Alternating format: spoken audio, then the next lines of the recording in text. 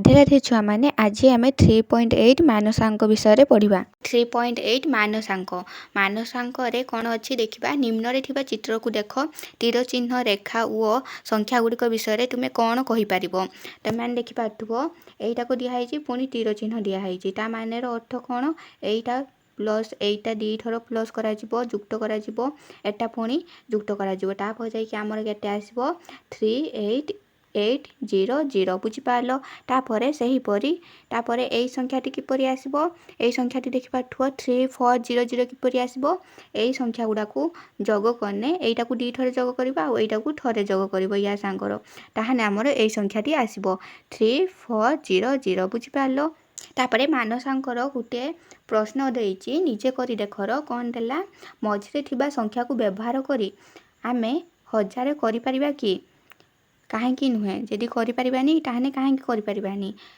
देइछि कि ए ऊपर जपरी देला कि आमर याक मझिर अच्छी संख्या गुड़ाक देखिपु युड़ाक आमर मझिरे संख्या गुड़ाक अच्छी यही संख्या गुड़ा को लेकिन आम जग वियोग व्यवहार करके आम 1000 प्रस्तुत करें कि 1000 गठन करें ना बुझिपार तो लिख आम करें ना तो उत्तर कौन लिख तापर क्वेश्चन कौन देइछि तापर देइछि आमर तापर देइछि 14000 15000 एवं 16000 करिपरिबा कि हाँ यह संभव हो पारिबो ताहाने केउ सबु 1000 करिपरिबा नाही ताहाने के 1000 गुड़ाक आमे करिपरिबा नाही ताहाने उत्तर रे कोन हेइ पारिबो ताहले उत्तर कौन हम ना 1000 करिपरिबा नाही कहीं कारण मझिरे थिबा संख्या गुड़िक कौन कौन संख्या गुड़िक अच्छी 25000 अच्छी 13000 अच्छी 1500 अच्छी 400 अच्छी आउ केते अच्छी 60000 अच्छी यह जग किंबा वियोग करी आमे 1000 तैयारी करिपरिबा नाही बुझिपारलो तापर प्रश्नटा कौन देइथिला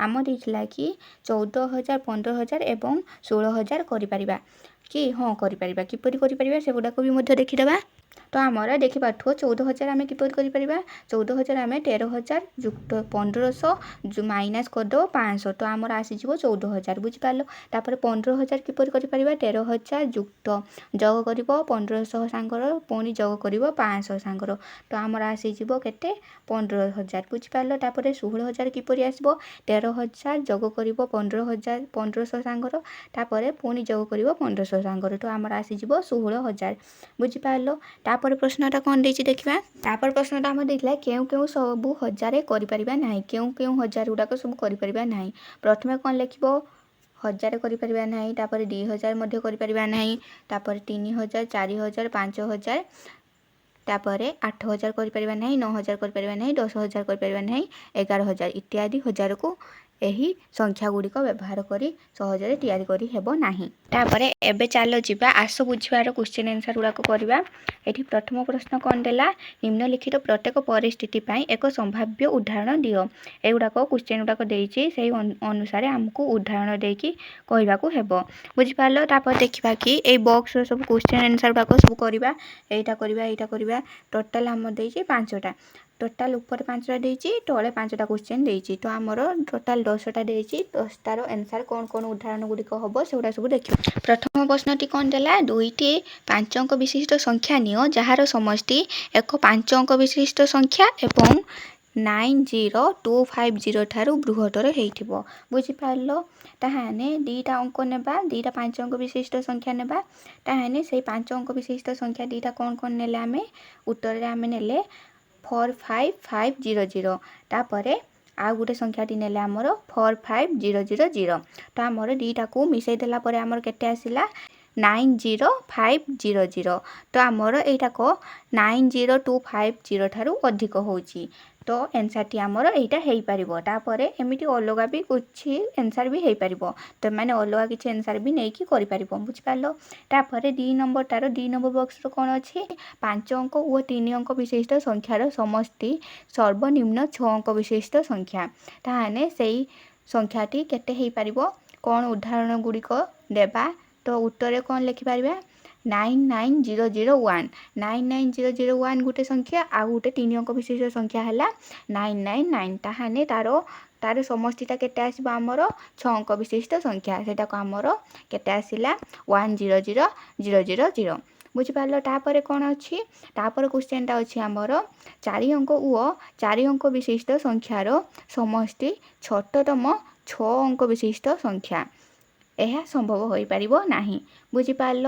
ତାପରେ କ୍ୱେଶ୍ଚନ କ'ଣ ଦେଲା, 5 ଅଙ୍କ ଓ 5 ଅଙ୍କ ବିଶିଷ୍ଟ ସଂଖ୍ୟାର ସମଷ୍ଟି ଏକ 6 ଅଙ୍କ ବିଶିଷ୍ଟ ସଂଖ୍ୟା। এইଠି ଗୋଟେ 50,000 ଗୋଟେ ନେଲେ 5 ଅଙ୍କ ବିଶିଷ୍ଟ ସଂଖ୍ୟା, ଆଉ ଗୋଟେ 50,000 ନେଲେ ତ ଆମର ଆସିଲା ଗୋଟେ 6 ଅଙ୍କ ବିଶିଷ୍ଟ ସଂଖ୍ୟା। ଦୁଇଟା 5 ଅଙ୍କ ବିଶିଷ୍ଟ ସଂଖ୍ୟା ନେଲେ ତ ଆମର ଆସିଲା 6 ଅଙ୍କ ବିଶିଷ୍ଟ ସଂଖ୍ୟା। ବୁଝିପାରିଲ। ତାପରେ କ୍ୱେଶ୍ଚନଟା କ'ଣ ଦେଇଛି, 2 କି 5 ଅଙ୍କ ବିଶିଷ୍ଟ ସଂଖ୍ୟାର ସମଷ୍ଟି କେତେ ହେଉଥିବ, 18,500 ହେଉଥିବ। ତାହେଲେ ଉତ୍ତରରେ କ'ଣ ହୋଇପାରିବ, ଏହା ସମ୍ଭବ ହୋଇପାରିବ ନାହିଁ। ତ ଲେଖିବ ଉତ୍ତରରେ ଏହା ସମ୍ଭବ ନୁହେଁ। ତାପରେ କ୍ୱେଶ୍ଚନଟା କ'ଣ ଦେଲା, ତାପରେ କ୍ୱେଶ୍ଚନଟା ଆମର ଦେଇଛି କି 2ଟି 5 ଅଙ୍କ ବିଶିଷ୍ଟ ସଂଖ୍ୟାର ଅନ୍ତର ମାନେ ତାଙ୍କ ଭିତରେ ବିୟୋଗଫଳ କେତେ ହେଉଥିବ, 56503। ତାହେଲେ ଦୁଇଟା 5 ଅଙ୍କ ବିଶିଷ୍ଟ ସଂଖ୍ୟା ଏଇ ଦୁଇଟାକ ନେଲେ ତାଙ୍କର ବିୟୋଗଫଳ ଆସିଲା ଆମର ଏତିକି। କେତେ ନେଲେ, ପ୍ରଥମଟା ନେଲେ ଆମର ନେଲେ 86503, ଆଉ ଗୋଟେ ତା ସାଙ୍ଗର ବିୟୋଗ କଲେ 5 ଅଙ୍କ ବିଶିଷ୍ଟ ସଂଖ୍ୟା 30000 ମାନେ 30,000। ତ ଆମର କେତେ ଆସିଲା, 56503। ତାପରେ କ୍ୱେଶ୍ଚନଟା କ'ଣ ଦେଇଛି, 5 ଅଙ୍କ ମାଇନାସ୍ ବିୟୋଗ କରିବ 3 ଅଙ୍କ ବିଶିଷ୍ଟ ସଂଖ୍ୟା, ତାଙ୍କ ଭିତରେ ଅନ୍ତର କେତେ ହେଉଥିବ, 4 ଅଙ୍କ ବିଶିଷ୍ଟ ସଂଖ୍ୟା। ତାହେଲେ 5 ଅଙ୍କ ବିଶିଷ୍ଟ ସଂଖ୍ୟା କେତେ ନେଲେ ଆମେ 10,000, ତାପରେ ବିୟୋଗ କଲେ କେତେ, 3 ଅଙ୍କ ବିଶିଷ୍ଟ ସଂଖ୍ୟା କେତେ ନେଲେ 999ଟା। ତାପରେ ତାଙ୍କ ଭିତରେ ବିୟୋଗ ଫଳ ଆମର ଆସିଲା 9001। এইটা ଗୋଟେ 4 ଅଙ୍କ ବିଶିଷ୍ଟ ସଂଖ୍ୟା। ଏହି ଉଦାହରଣଟା ଦେଇହେବ। ତାପରେ 8 ନମ୍ବର ପ୍ରଶ୍ନ 8 ନମ୍ବର ବକ୍ସର କ'ଣ ଥିଲା ଆମର ପ୍ରଶ୍ନ ଅଛି କି ଆମର 5 ଅଙ୍କ ବିଶିଷ୍ଟ ସଂଖ୍ୟା ମାଇନାସ୍ କରିବ ବିୟୋଗ ଫଳ କେତେ ଆସିବ, ଆମର 4 ଅଙ୍କ ବିଶିଷ୍ଟ ସଂଖ୍ୟା ସାଙ୍ଗର ବିୟୋଗ କରିବ କେତେ ଆସିବ, ଆମର ବିୟୋଗ କଲେ ଆମର ଆସୁଥିବ 4 ଅଙ୍କ ବିଶିଷ୍ଟ ସଂଖ୍ୟା। ତାହେଲେ ଉତ୍ତରରେ କ'ଣ ଲେଖିପାରିବ, ଉତ୍ତରରେ ଉଦାହରଣ ସ୍ୱରୂପ ଆମର କ'ଣ ହେବ, 5 ଅଙ୍କ ବିଶିଷ୍ଟ ସଂଖ୍ୟା ଆମର 10,000 ନେଲେ, ଆଉ 4 ଅଙ୍କ ବିଶିଷ୍ଟ ସଂଖ୍ୟା ଆମର ନେଲେ 1001। ତାଙ୍କ ଭିତରେ ଅନ୍ତର ଆମର କେତେ ଆସିଲା ଆମର ବିୟୋଗ ଫଳ 8999। ତାପରେ କ୍ୱେଶ୍ଚନକୁ ଯିବା।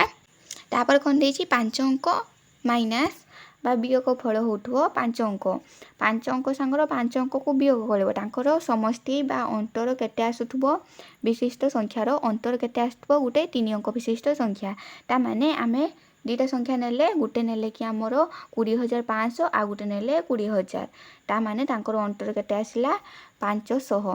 ଏଇଟା ଗୋଟେ 3 ଅଙ୍କ ବିଶିଷ୍ଟ ସଂଖ୍ୟା। ତାପରେ 10 ନମ୍ବର ଲାଷ୍ଟ ବକ୍ସଟା କିସ କ୍ୱେଶ୍ଚନ ଅଛି, ଆମର ପ୍ରଶ୍ନ ଅଛି କି 5 ଅଙ୍କ ମାଇନାସ୍ 5 ଅଙ୍କ ବିୟୋଗ କଲେ ଆମର ଅନ୍ତର କେତେ ଆସୁଥିବ, 91500। ଏହା ସମ୍ଭବ ହୋଇପାରିବ ନାହିଁ।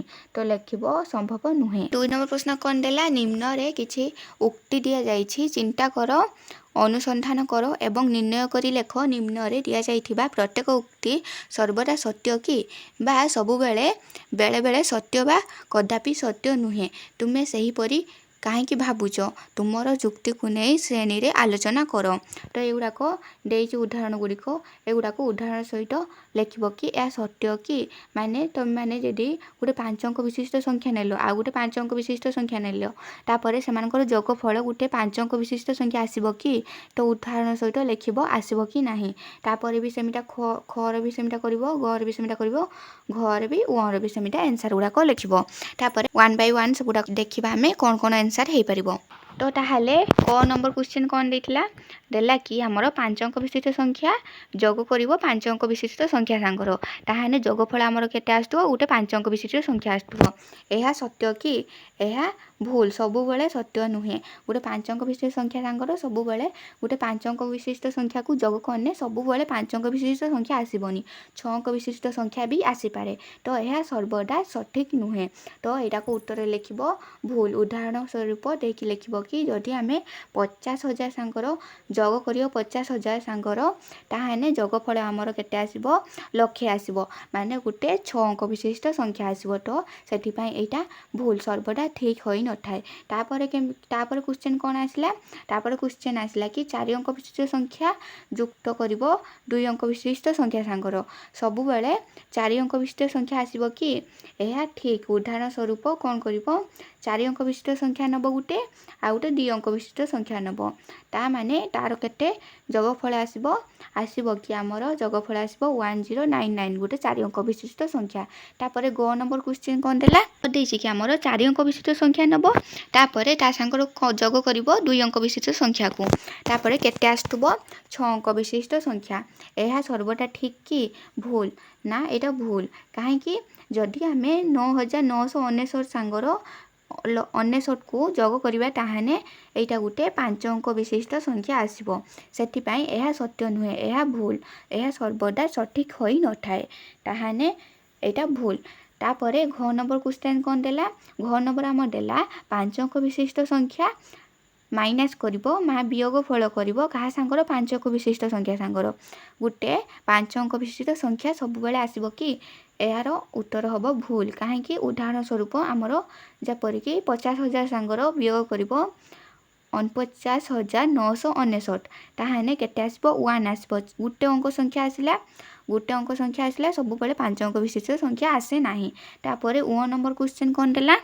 ଅ ନମ୍ବର ଆମର ଦେଲା 5 ଅଙ୍କ ବିଶିଷ୍ଟ ସଂଖ୍ୟା ସାଙ୍ଗର ବିୟୋଗ କରିବ 2 ଅଙ୍କ ବିଶିଷ୍ଟ ସଂଖ୍ୟା। ତ ଆମର କେତେ ଆସୁଥିବ? ଆମର ଆସୁଥିବ ସବୁବେଳେ କି ହେଲା 3 ଅଙ୍କ ବିଶିଷ୍ଟ ସଂଖ୍ୟା ସବୁବେଳେ ଆସିବ କି? ନା, ଏହା ଭୁଲ। ଥରେ ବି 3 ଅଙ୍କ ବିଶିଷ୍ଟ ସଂଖ୍ୟା ଆସିପାରିବ ନାହିଁ। କାହିଁକି? ଉଦାହରଣ ଦେଇକି ମାନେ କହିବ କି ଯଦି ଆମେ 10,000 ସାଙ୍ଗର ମାଇନସ୍ କରିବା, 10,000 ତ ଆମର 5 ଅଙ୍କ ବିଶିଷ୍ଟ ସଂଖ୍ୟା, ଯଦି ତା ସାଙ୍ଗର ମାଇନସ୍ କରିବା 99କୁ, ତାହେଲେ ଆମର କେତେ ଆସିବ? 9901। ଏହା ଏକ 4 ଅଙ୍କ ବିଶିଷ୍ଟ ସଂଖ୍ୟା। ତ ସବୁବେଳେ ଆମର 3 ଅଙ୍କ ବିଶିଷ୍ଟ ସଂଖ୍ୟା ଆସିବ ନାହିଁ। ବୁଝିପାରିଲ ସବୁ କ୍ୱେଶ୍ଚନ୍ ଗୁଡ଼ାର ଆନ୍ସର୍ କିପରି ଆସିଲା, କିପରି ଦେଇପାରିବ? ତାପରେ ଆଜି ପାଇଁ ଏତିକି ଥାଉ। ୟା ପରବର୍ତ୍ତୀ କ୍ଲାସ୍ରେ ଆମେ 3.9 ସଂଖ୍ୟା ସଂରଚନା ସମ୍ପର୍କୀୟ ଖେଳ ବିଷୟରେ ପଢ଼ିବା। ତ ଭିଡ଼ିଓଟିକୁ ଲାଇକ୍ କରିଦେବ ଆଉ ଚ୍ୟାନେଲଟିକୁ ସବସ୍କ୍ରାଇବ୍ କରିଦେବ, ଯାହାଫଳରେ କି ଆ ପରବର୍ତ୍ତୀ ଭିଡ଼ିଓ ତୁମେମାନେ ସହଜରେ ପାଇପାରିବ। ତ ପରବର୍ତ୍ତୀ କ୍ଲାସ୍ରେ ଦେଖା ହେବ। ରାଧେ ରାଧେ।